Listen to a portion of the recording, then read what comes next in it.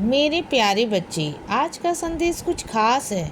इसे ध्यान से सुनना मेरे बच्चे। मेरे बच्चे, मैंने कहा है तुमसे कि मेरा नाम जप करो, और तुम यह क्या पूछते रहते हो कि नाम जप जरूरी है क्या बाबा? क्यों नहीं जरूरी? हाँ, जरूरी है। मेरा नाम जप तो सबसे ज़्यादा ज़रूरी है बच्चे। एक बार को तुम मेरी साईं सच्चरित नहीं पढ़ पा रहे हो बच्चे।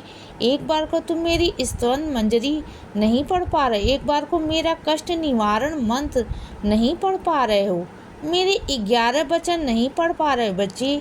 मेरा नाम जब तो कर सकते हो ना? तुम जानते हो साईं के अंदर ना सब कुछ समाया हुआ बच्चे। चाहे तुम साईं चालीसा पढ़ो, चाहे साईं कष्ट निवारण मंत्र पढ़ो बच्चे, चाहे तुम साईं सच्चरित पढ़ो, कुछ भी पढ़ो बच्चे, वहाँ तुम्हें साईं मिलेगा। और सबका सार है साईं में वह ताकत है बच्चे। साईं नाम में वह शक्ति है कि जो चाहोगे वह सब कुछ हो जाएगा बच्चे। तुम्हारे जीवन में जो नहीं भी हुआ है ना, वो भी हो जाएगा बच्चे।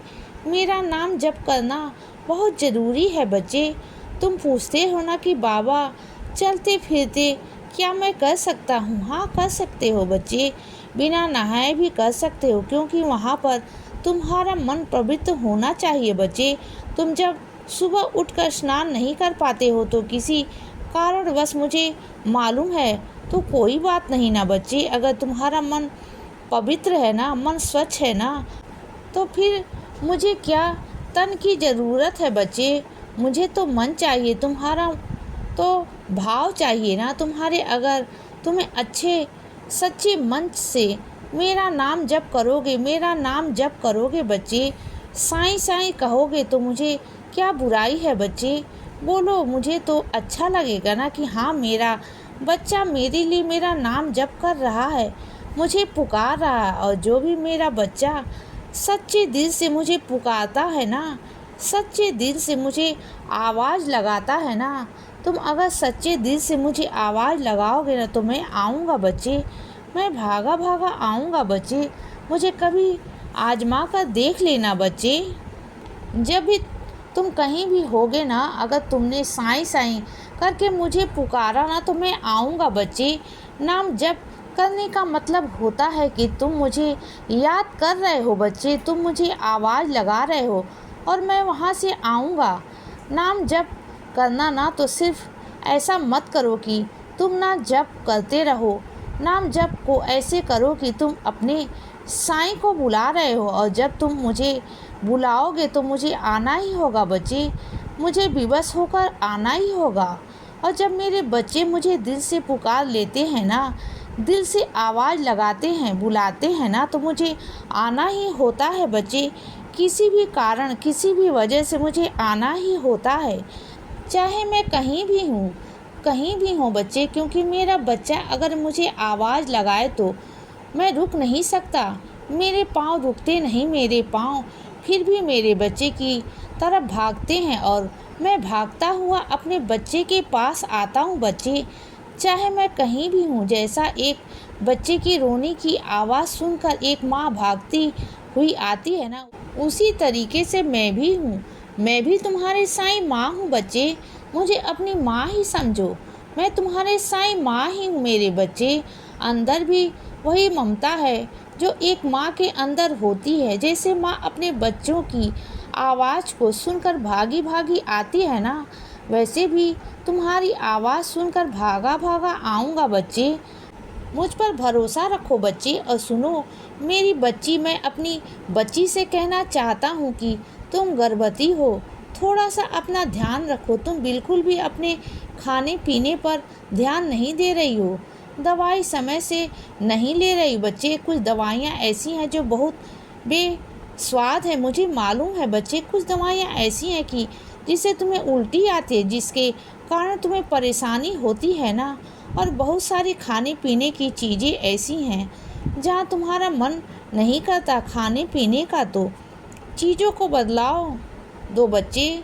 डॉक्टर से भी कह दो कि तुम्हें दवाइयों से उल्टी आती है, या उसका कुछ दूसरा तरीका अपना लो बच्चे। फिर खाने पीने का भी कुछ तो दूसरा तरीका अपना लो बच्चे, क्योंकि बिल्कुल कुछ ना खाना कुछ ना करना, इससे तुम्हारे बच्चे के स्वास्थ्य पर ना बहुत सारा असर पड़ेगा बच्चे। और एक चीज़ का महत्वपूर्ण ध्यान रखना, जब भी तुम रोटी खाओ ना, जब भी तुम खाना बनाओ अपने लिए, जब भी तुम रोटी खाओ ना, तो अपने बच्चे के नाम की एक छोटी सी रोटी बनाओ और तुम रोज़ खाना अपने बच्चे के नाम से, उसमें उससे बच्चे का पेट भरेगा। जो तुम छोटी सी रोटी बनाओगे ना, और उससे उंगली पर साईं लिखना, उस रोटी के ऊपर अपने हाथों से इशारे से लिखना बच्चे। जैसे साईं एक अक्षर बनाकर, बस वैसा साईं उस पर लिखना और उसे खाना, प्रेम भाव से खाना बच्चे। उस बच्चे के अंदर साईं जाएगा, जब बच्चे के अंदर नाम जाएगा तो मेरा, और हो सके ना तो अपने पेट के ऊपर ना साईं का सच्चित रख करके पढ़ा करो बच्चे। बच्चे के अंदर मेरा नाम जप जाएगा, तुम्हारे बच्चे के अंदर मेरे संस्कार जाएंगे बच्चे। जब वह बाहर आएगा ना, इस दुनिया में आएगा ना, तो वह मेरे नाम के साथ, मेरे संस्कारों के साथ बाहर आएगा बच्चे। वो मेरा अंश बनकर बाहर आएगा। और तुम देख लेना बच्चे, वो इतना बुद्धिमान होगा, इतना दिमाग से अच्छा होगा ना कि वह हर काम में ना बहुत आगे होगा, हर कार्य क्षेत्र में वह आगे होगा बच्चे। सिर्फ एक दो काम में नहीं, वह हर काम में आगे से आगे निकलेगा बच्चे। तुम देख लेना, तुम खुद कहोगे कि हाँ सच में वह एक चमत्कार है, सच में एक साईं का रूप है, वो आशीर्वाद है। वह तुम देख लेना बच्चे। और मुझसे इतना जुड़ा हुआ होगा ना, कि ईश्वर से, परमात्मा से इतना जुड़ा हुआ होगा ना, उसके अंदर इतने संस्कार होंगे ना, उसके अंदर देखना बच्चे। और उसके कदम पड़ते ही तुम्हारे घर में ना बहुत सारी चीज़ों में बदलाव भी हो जाएगा बच्चे। बहुत सारी चीज़ें बदल जाएंगी, लोगों की सोच बदल जाएगी बच्चे।